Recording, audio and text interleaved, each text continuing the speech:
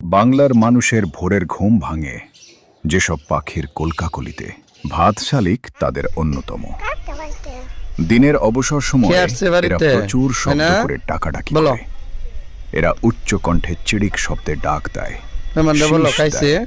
গড়গড় শব্দ করে এবং পুনঃ পুনঃ ডাকে রেডিট রেডিট রেডিট। প্রায় পালক ফুলিয়ে মাথা উপর নিচ ঝাঁকিয়ে এরা ডাকাডাকি করে।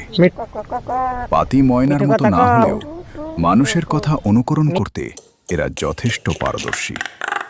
এরা অন্য সব পাখি আর জীবজন্তু ডাকও নকল করতে পারে।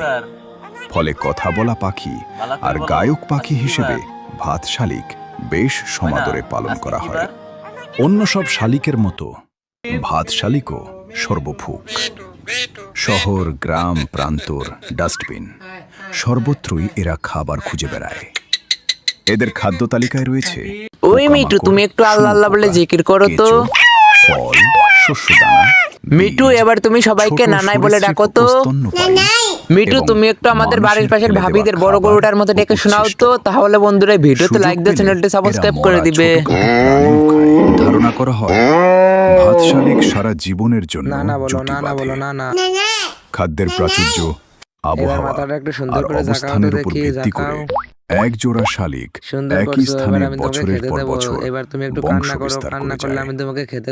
বাসা বানায় গাছের প্রাকৃতিক খোলল, দালান কোঠা আর পুলের ফোকরে এরা বাসা করে। সমতলে বংশবৃদ্ধি করার হার বেশি হলেও হিমালয়ের 3000 মিটার উঁচুতেও বাসা করার খবর জানা যায়। মার্চ থেকে এপ্রিল ভাত শালিকের প্রজনন মৌসুম। শুকনো পাতা, শিকড়, খড়, তৃণ, কাগজ, tissue paper, aluminium foil, plastic, সাপের খোলস, আবর্জনা প্রভৃতি দিয়ে আগোছালো বাসা বানিয়ে ডিম পাড়ে। একটি স্ত্রী শালিক একবারে 4 থেকে 6টি ডিম পাড়ে। 17 থেকে 18 দিনে ডিম ফুটে ছানা বের হয়। 22 থেকে 24 দিন পর ছানারা উড়তে শেখে।